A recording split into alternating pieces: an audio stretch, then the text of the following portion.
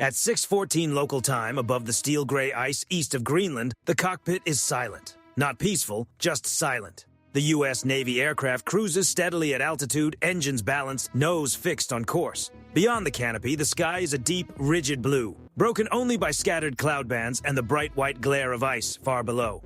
Visibility is clear. The weather is workable. Nothing outside hints that anything is about to change. Then the tone sounds. A sharp electronic chirp slices through the headset. Radar warning. Rear sector. The pilot's eyes snap to the HUD.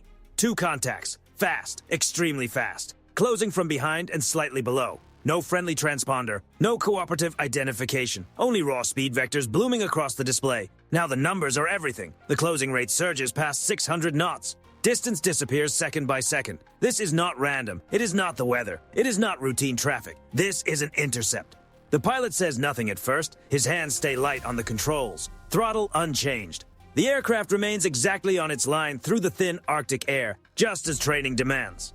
At this speed and altitude, any sudden move would be the wrong one. A quick look in the mirrors confirms it. 2 Russian fighter jets slide into view, dark shapes carved against the sky.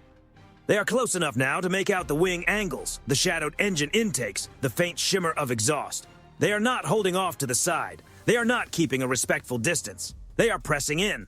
No radio call arrives, no warning, no effort to coordinate on international air frequencies. The silence is intentional, and in military aviation, silence says plenty. The pilot keys the mic. 2 fast movers approaching from aft, no hails, no IFF. The report is brief, controlled, stripped of emotion. On the other end, the command network is already active, already tracking the same stream of data. Every radar return, every shift in bearing, every meter of lost separation. Inside the cockpit, the world narrows. Wind noise rises slightly as the aircraft cuts through thinner air. Symbols on the HUD sharpen. Speed, altitude, heading. Everything remains green. Everything remains normal. And that is exactly the point. The Russian jets begin to maneuver. One climbs higher and moves forward, angling toward the American aircraft's left side. The other stays farther back, offset to the right, holding position just outside the pilot's direct forward view. It is a textbook pressure formation. 1 aircraft visible, 1 lingering where it can't be watched easily. A setup built to control space and command attention. The distance falls below 1,000 meters. At these speeds, that is almost nothing.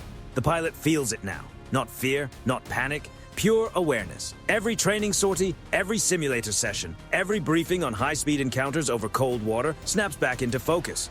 The rule is simple. Do not react emotionally. Do not flinch. Do not give them an error they can use. The Russian jet on the left edges closer.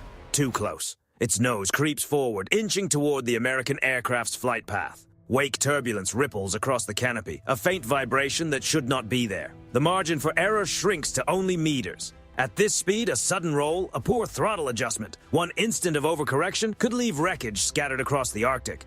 Still no radio call, still no acknowledgement. The pilot reports again, voice level and professional. Lead contact maneuvering aggressively, closing inside safety envelope. On the HUD, the closure rate jumps again. The Russian jet surges ahead, crossing nearer to the American aircraft's nose. Not a full cut, not yet. Just enough to make its point. Just enough to force a choice. This is where encounters like this are decided. Break formation and you look evasive. Turn hard and you risk contact. Pursue and you raise the temperature. Hold steady and you project confidence, but only if you can truly maintain it. The pilot maintains it. Hands steady, course unchanged. The aircraft stays locked on its original heading, slicing through the sky as though the intruders are not there at all. Behind the scenes, sensors capture everything, angles, emissions, movement patterns, but in the cockpit, the answer is restraint. The Russian jet moves even closer. For a split second, its shadow flashes across the American aircraft's nose. Then the warning system spikes again. Collision alert. The cockpit tightens instantly, muscles tense. Instinct demands movement. The pilot ignores it. This is where discipline matters most. This is where training defeats reflex. And then, just as abruptly as it started, the Russian jet pulls up and away, climbing into the thin Arctic air and breaking the line it had been threatening to cross. The second jet follows, easing back and widening the spacing. The immediate risk fades, but the encounter is nowhere near finished. Because up here, over the frozen edge of the North Atlantic, nothing like this happens by accident. And this was only the opening move. The airspace calms, but the tension stays. The American aircraft holds its heading, engines steady, wings level. The Russian fighters have widened out, but they have not left. They are still close enough to matter, still close enough to turn an ordinary mission into a serious problem if discipline slips for even a moment. Inside the cockpit, the pilot does not relax. This is when mistakes usually appear. Not during the first shock, not during the tightest closure. Afterward, when adrenaline begins to drain and assumptions start to creep in. That is why the procedures exist. The pilot runs a practiced scan across the instruments. Airspeed stable, altitude steady, engine indications normal, flight controls responsive. The aircraft itself has not changed, only the airspace around it has. And that is exactly the kind of situation the rules of engagement are built for. Maintain course, maintain speed, record everything. The Russian jets shift position again. One drifts higher, slightly ahead and offset. The other drops lower and falls back just enough to slip outside direct view. It is a deliberate geometry designed to crowd the American aircraft's space without creating an obvious violation. Close enough to pressure. Distant enough to deny intent. The pilot recognizes it instantly. This is not improvisation. It is method. He does not chase them with his eyes. He does not turn his head for every move. Flying the aircraft comes first. Awareness comes from the instruments, not from impulse. The HUD continues to deliver clean, exact data. Relative bearing, closure rate, vertical separation. The numbers tell the truth even when behavior is meant to blur it. A short transmission comes through the headset. Command acknowledges the contact. No new instructions, no change in posture. That silence is intentional too. In the U.S. Navy, escalation is never emotional. It is procedural. Every pilot knows where those thresholds begin. How close is too close? What counts as hostile intent? At what point does aggressive maneuvering become something that demands a response? Those boundaries are learned long before a real intercept ever unfolds. The Russian pilots probe those limits with precision. They ease in again, then hold. One fighter slides sideways and matches speed, hanging just off the American aircraft's left wing. The spacing is tight, still technically survivable, but only barely. Any closer and wake turbulence becomes a serious threat. Any closer and there is almost no room left to recover from even a small mistake. The pilot gives them nothing. No flare, no abrupt correction, no visible reaction at all. From the outside, that might look passive. Inside the cockpit, it is something else entirely. Controlled restraint, one of the hardest skills in military aviation. Anyone can pull the stick, far fewer can keep it still. In the background, the recording systems continue their work. Radar warning receivers register intermittent sweeps, not a full lock, not a fire control spike, just enough energy to be noticed, just enough to say, "We see you." The pilot logs it mentally, but does not report it yet. There is no need to intensify the call. The data is already moving. Analysts are watching it unfold in real time. The American aircraft remains predictable, and in this situation, predictability is a form of strength. It takes options away from the other side. It forces them to either back off or take a more obvious step forward, one that cannot be explained away later. The Russian formation tightens for a moment, then opens again. A push, a pause, another test. This is where experience matters most. A less disciplined pilot might answer with an unnecessary bank, a sudden throttle increase, a reactive climb. Any of those moves would reshape the encounter. They would create new angles, fresh uncertainty, more risk. They would turn close proximity into disorder. Instead, the pilot lets the moment extend. The aircraft slices cleanly through the cold air, steady and unreadable. Every second that passes without a reaction starts to change the balance. The pressure begins to reverse. Now the burden shifts back to the other side. They have to decide what happens next. A few more seconds pass. The Russian fighters remain nearby, but the sharp edge has started to fade. Their movements lose some of their precision. Their spacing opens by small but revealing margins. The encounter is not over, but it has stabilized. That is the goal. No warning shots, no argument over the radio, no dramatic show of force, just control. Because in moments like this, far from carriers, far from immediate support, above water that offers no second chance, the aircraft that makes it home is not the one that moves first. It is the one that refuses to be moved at all. And here, above Greenland's frozen horizon, the rules are still holding. Then the geometry changes again. This time, the Russian fighters move with intent, not all at once, but in careful increments. One edges forward and climbs slightly above the American aircraft's altitude. The other drifts lower and farther aft, just far enough to stay outside the pilot's immediate peripheral view. It is a staggered formation built to compress space, to create the feeling of being boxed in without ever crossing one clearly undeniable line. From the cockpit, it feels tight. From the systems, it looks different. Every maneuver creates data. Every adjustment in altitude, speed, and angle leaves a signature behind. The American aircraft's sensors are not just watching. They are collecting, sorting, and analyzing at machine speed. The higher Russian jet sweeps its radar again. Not a lock, not yet. Just a brief illumination, a probing touch across the electromagnetic spectrum. The kind of move meant to unsettle, to announce presence without fully stepping into escalation. The warning receiver catches it instantly. The pilot does not react. That choice matters. Any visible response would tell the other side the pressure is landing. It would give meaning to their move. Instead, the American aircraft stays steady, denying them that feedback. The sweep is logged, time-stamped, and sent silently through the data link. Up here, the real exchange is not visual. It is electronic. The Russian jets close in again. Not dramatically, not recklessly, just enough to tighten the airspace even further. Their exhaust disturbs the airflow. Minor turbulence rattles the American aircraft. Not enough to create instability, but enough to remind the pilot how narrow the margin really is at this speed. This is usually where the pressure peaks. It is also where errors become most likely. The Russian pilot flying high slides forward again, briefly aligning his nose with the American aircraft's forward quarter. It is a positional move, an attempt to project control, to suggest dominance without saying a word. But in doing so, he reveals more than he intends. Another sweep, another emission, slightly different frequency this time, slightly longer dwell. The American systems catch all of it. Every variation becomes a fingerprint. Later, analysts on the ground will rebuild these seconds frame by frame. How long the sweep lasted, how tightly it followed, how it changed with distance and angle. Repeated behavior under pressure creates patterns, and patterns are hard to hide. Then the lower Russian jet makes its move. It surges forward from behind. The distance closes fast. Too fast. Inside the American aircraft, the pilot feels the airframe shudder again, harder this time. Wake turbulence rolls beneath the wings, subtle but unmistakable. The collision alert flashes for an instant, then disappears. At the last second, the Russian pilot corrects and slides off to the side. Too close. And that correction tells its own story. It says this is no longer perfectly controlled. It says the margins are getting smaller. It reveals something else too. That the person on the other side of the canopy is making decisions in real time, balancing risk moment by moment. And that risk is climbing. The American pilot still doesn't move. That restraint isn't accidental. It's a different kind of pressure. By holding course, the American aircraft shifts the entire burden onto the Russian pilots. Every adjustment is now theirs. Every close pass, every shrinking margin, every near miss becomes their responsibility to manage and to justify. The airspace grows tighter, but the American aircraft stays consistent, and that consistency becomes a trap. The Russian pilots expect a reaction, a break, a climb, a turn away. Anything they can read as hesitation or weakness, but nothing comes. Without that response, the encounter begins to stall. Their options narrow, move closer, and the risk becomes undeniable. Pull away, and the message changes. So they try again.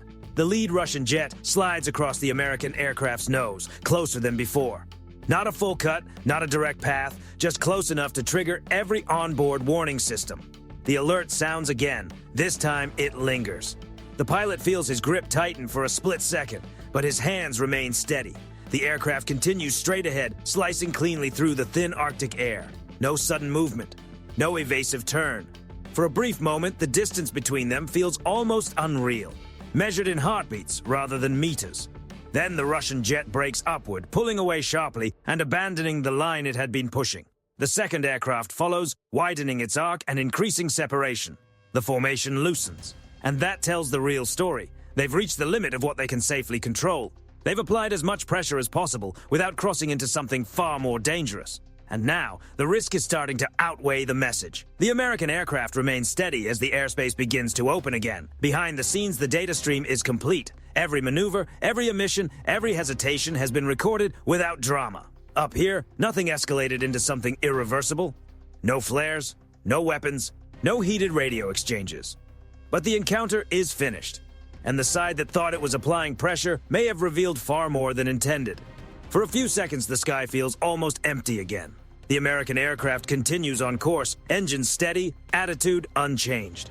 But experience says moments like this rarely end when they seem to, and then it happens. The lead Russian fighter snaps back in. No slow drift this time, no gradual approach. One instant, it is offset and climbing. Next, it rolls sharply and drops straight across the American aircraft's forward path. The closure rate spikes instantly. Distance collapses from hundreds of meters to just tens. This is no longer posturing. This is a razor-thin pass. The collision warning erupts in the cockpit, louder and more urgent than before. Bright cues flash across the HUD, outlining a shrinking corridor of safe air. The airflow over the wings turns rough, disturbed by the wake of the passing jet. The aircraft shudders, not violently, but enough to make the situation unmistakably real.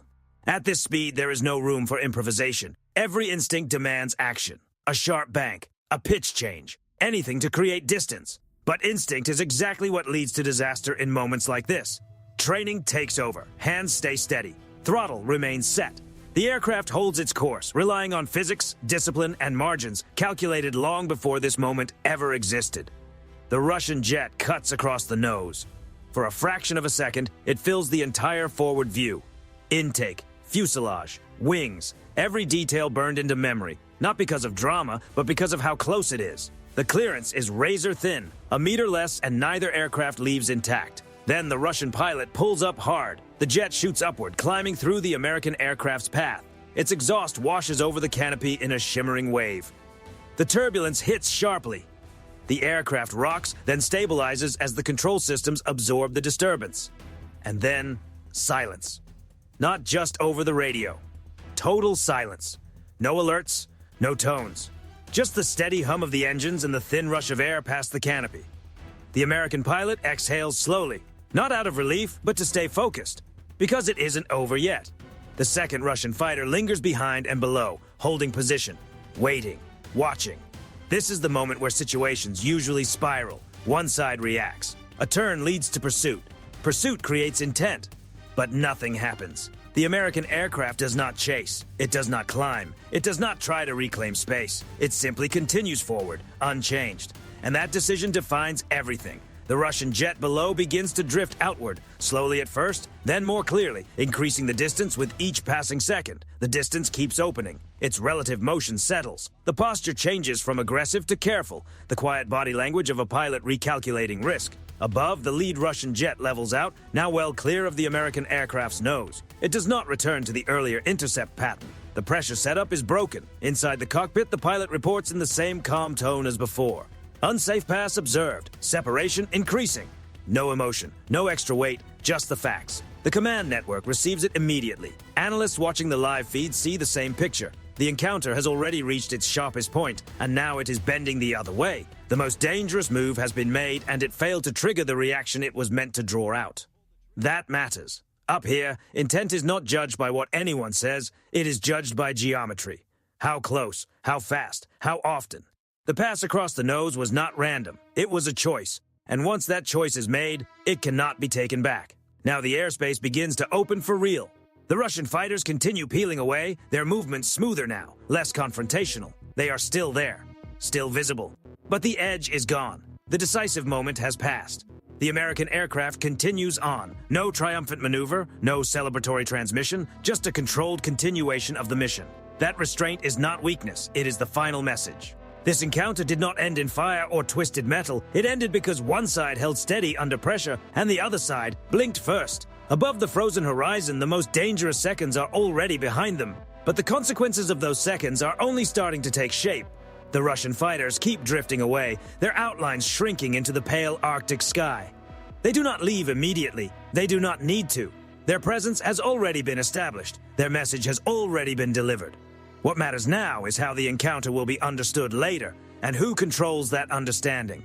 Inside the American cockpit, nothing changes. Altitude holds, heading stays true. The engines run smooth and steady. The pilot does not turn to watch the withdrawal. There is no need. The systems already confirm what the eye no longer has to. Separation is increasing. Closure rates have flattened. The airspace is deconflicted. The immediate danger has passed, but the event itself is far from over. Behind the scenes, the entire encounter is already being rebuilt in exact detail. Every second of flight, every bearing shift, every radar sweep. The American aircraft has been collecting it all since the first warning tone sounded. This is the part most people never see. Modern aerial encounters are not settled only in the sky. They are also decided afterward, in analysis rooms, intelligence cells, and operations centers, where raw data is turned into clear understanding. The Russian pilots came close, too close. They flew aggressively, tested boundaries, and pushed geometry that left almost no margin for error. On the surface, it looked like confidence, a display of control, a reminder that they were willing to operate in dangerous space. What they could not see was the other side of the exchange. Every approach angle revealed flight discipline. Every correction exposed handling behavior under pressure. Every radar emission, no matter how short, left its own trace. Patterns started to emerge. Tendencies became visible. The closer they flew, the more they revealed across the electromagnetic spectrum, and the American aircraft never needed to answer. That silence was deliberate. In naval aviation, restraint is not the absence of power. It is power held under control. By maintaining course and refusing to react emotionally, the American pilot forced the encounter into a narrowing channel, one where the only way forward required the Russian pilots to accept more and more risk. In the end, they chose not to. That decision speaks for itself. The final unsafe pass, the one that triggered collision alerts and forced the hard climb, was the turning point. It showed how thin the margin had become, how close intimidation had come to disaster. From that moment on, the outcome was already clear. The Russian fighters disengaged not because they were chased off, and not because someone ordered them out in that instant, but because continuing no longer helped them. The risk of miscalculation had become too high, and the American aircraft had given them nothing to work with. Up here, leverage comes from reaction. They got none. As the American aircraft flies on, the Arctic stretches below in every direction. Ice fields, dark water, nowhere close to land, nowhere close to quick help. That is why discipline matters so much in places like this. A mid-air collision here would not be a brief incident. It would become a recovery operation measured in days, not minutes. Both sides know that, and most of the time, that knowledge is what keeps these encounters from becoming fatal. On this flight, that discipline held. No missiles armed, no flares released, no warnings shouted over open frequencies. The aircraft simply flew its mission, recorded what happened, and left the airspace the same way it entered it. To most people watching from far away, it might look like almost nothing. No dramatic visuals, no obvious confrontation, just aircraft crossing the same sky. But to anyone who understands aerial operations, the outcome is unmistakable. One side tried to create pressure through proximity. The other absorbed that pressure through discipline. One side relied on spectacle. The other relied on procedure. Only one of those methods remains safe when the margins disappear. As the Russian jets fade into the distance, the American aircraft stays on task. Fuel checks, navigation updates, routine operations return. And yet, when this mission is reviewed later, none of it will feel routine. Because above Greenland's frozen edge, a boundary was tested and held. Pressure was applied and not mirrored back. And in that restraint, a quiet advantage was gained. No one needs to announce it. In modern aerial encounters, the side that comes out ahead is rarely the one that gets closest. It is the one that never needs to.